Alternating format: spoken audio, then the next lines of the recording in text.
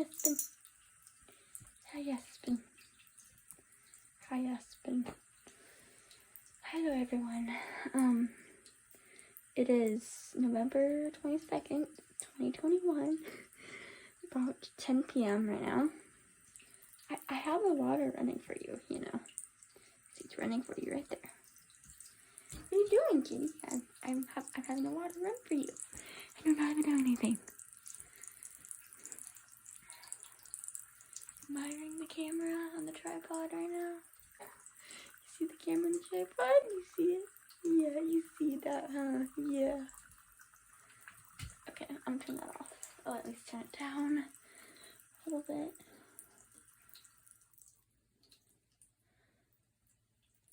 There. It's all sticky. Okay, what are you doing, you weird cat? Okay.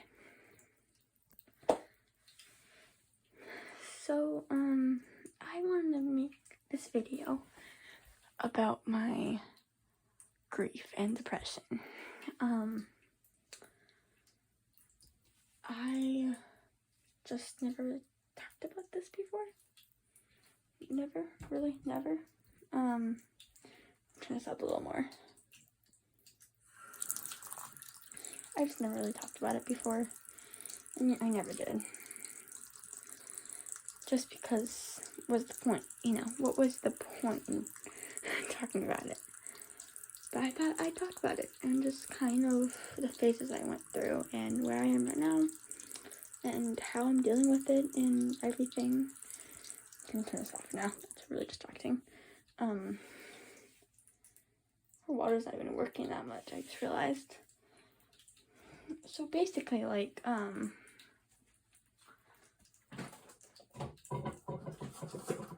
we moved March 6th, and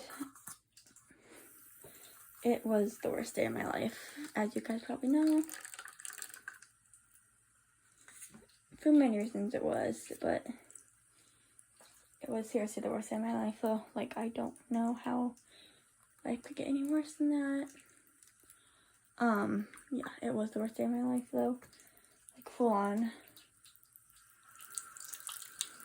Sorry if you can't hear me. I have the water going for her. You gonna drink it or not? No? You always used to drink that.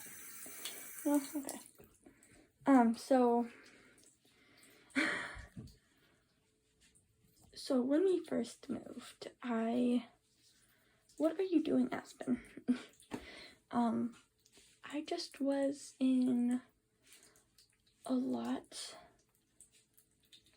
hold on. Okay, so I was in a lot of numbness, you know. I even said many times to my family that I was in a lot of numbness, you know. I was just kind of in that phase of you don't feel anything. I knew what happened and I still felt pain, but it was almost like my brain was like, no, this is not real, you know, this is just a dream, this is a nightmare, like, this is not real life. And I kept believing that until I realized this is real life, you know. It's April now. Like, I was in that phase until like probably May 1st, maybe. It kind of comes and goes, honestly. She's literally putting her tail on the toilet paper. Okay. It comes and goes. I still don't believe it's true. It's like too good to be true kind of thing. Well, in this case, too bad to be true. Sometimes I'm still kind of that numb. But it's more about not numb, but just the denial. Everyone grieves differently, and that's so true, you know. So, March, let's talk about the month of March. I'm just gonna kind of talk about every month and how I was doing that month. So March, was not the worst, and it's probably shocking that's not the worst. But yeah, it was not the worst, month of my grieving. It was probably the second worst. June was the worst, and I'll get into that in a few minutes. But March, because, just like, it was like almost like my life was just falling apart, and I was just so depressed and so devastated and so numb, and I just really felt like my life was just falling apart. And I did things to distract myself. I got into new things. I quit. I tie-dyed some things. I was painting. I got butterflies. And I did things to distract myself because I was in so much pain. Now that was not probably healthy. That's probably more toxic than anything. But yeah, like I just look back at pictures from that month, and I'm just like, yeah, we were there for less than a week.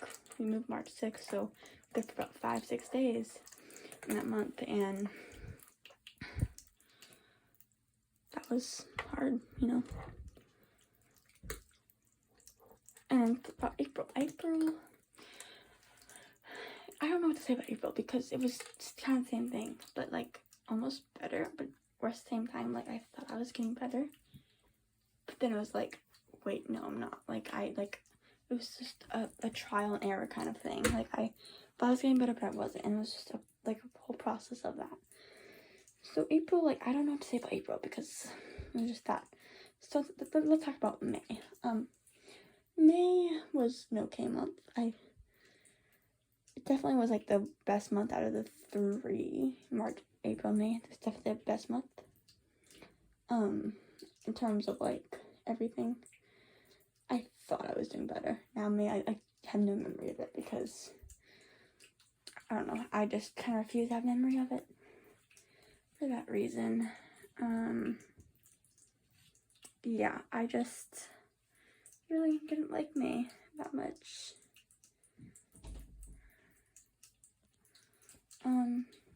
I made it, but so I liked May, but you know, it's not the best month ever. Okay, June. Let's talk about June, because oh my goodness, I have to say a lot about June.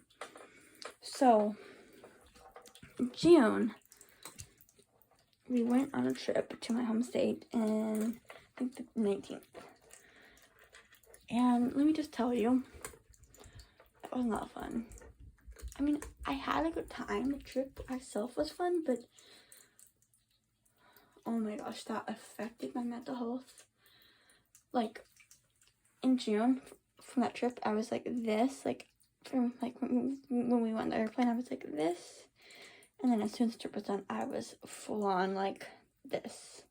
Like, straight up and down, pretty much. Like not even slow, like, straight. Like, it was not good at all. And I just feel bad for myself. I wish, she's looking at herself in the mirror. I wish that myself right now could tell myself back then that's gonna be okay. Because, you know, June was the hardest month for me, personally. Not just because of that trip, but just because that's when the numbness really wore off. And I really fell into a really great depression. Like, really depressed. Like, really depressed. It was just not healthy at all. And, I just missed my house. What is she doing? I just missed my house so incredibly much. And I still do. That has never changed. Literally never. But especially in that month, I was really, really, really depressed. Extremely. Like, a dangerous amount of depression. Like, it was dangerous, probably. And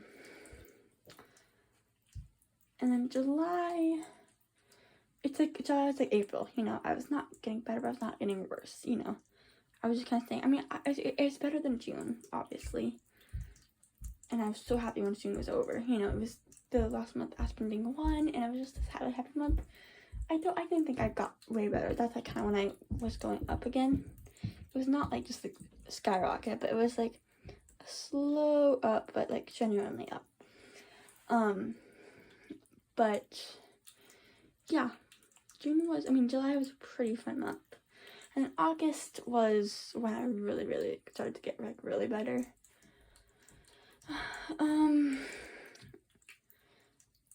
we had Aspen's birthday, I mostly didn't think about my house a lot in the month of August just because I was so busy with her birthday. That took a lot out of me. Well, mostly her party. But her birthday too, you know, I got her presents and it was a lot, you know. I was not used to that sort of thing. It was a lot for me to handle. So yeah, August was one of the best months, probably the top 4, I would say. And September was the same, honestly. I have nothing bad to say about September. I like really good things. October the same. And November the same. So yeah, that's that. Now I want to talk more about my house and like instead of the month and like how I've been grieving, just like kind of some things at my house and I don't know, just some things.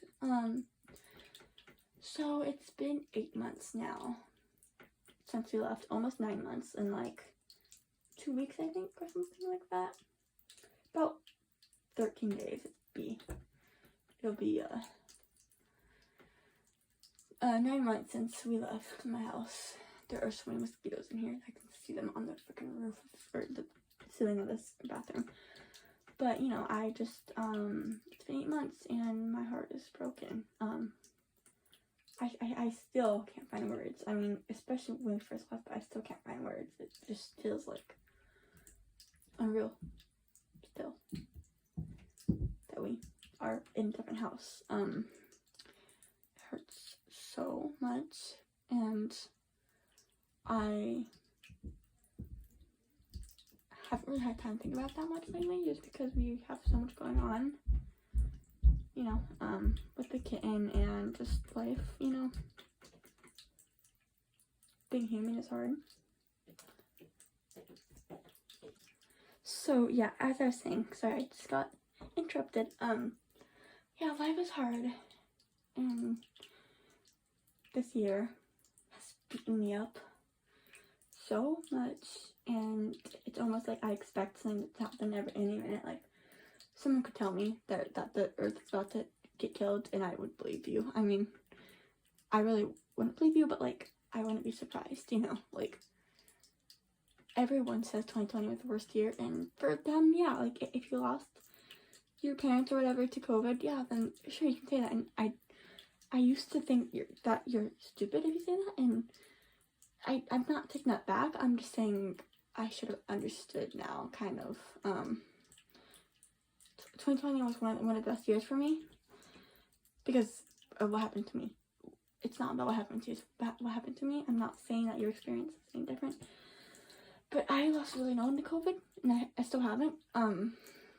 Our family's been lucky. Our family has had COVID, but they haven't like died, and I'm so grateful for that. Some of them had to go to the hospital and be on oxygen, but you know, I'm so happy that they're okay. I've never been really close to my family that much, but I'm so happy they're okay. But this year is my 2020, like my 2020, you know, that like everyone says, like, you know, I went this year thinking it's gonna be the best year ever. You could tell I really did think that. And it breaks my heart how it's not. It's the worst year ever. And I'm so glad it only has like 5 weeks left. It's November 22nd right now of 2021, and this year is gotta be the worst year ever. But that's good, I guess, because that means no year can be as bad as this one. And you may say, like, why? I mean, losing actual family members is more than a house. Well, that could be true, but when you've known this house pretty much your whole life, and 12 years, almost 13 years, it's really hard. Really hard. And almost harder than losing a human, I feel like. I really feel like that. I'm also crying right now. You can't really tell, but I am.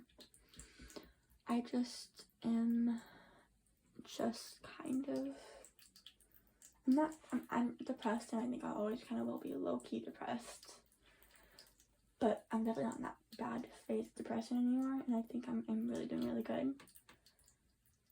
It's almost like I can't cry about it anymore. I mean, I can't, obviously, but like I am right now. But it takes it kind of a lot out of me to cry. Almost just because I'm just tired of crying. I really am. This year's full of tears, and I've said that many times.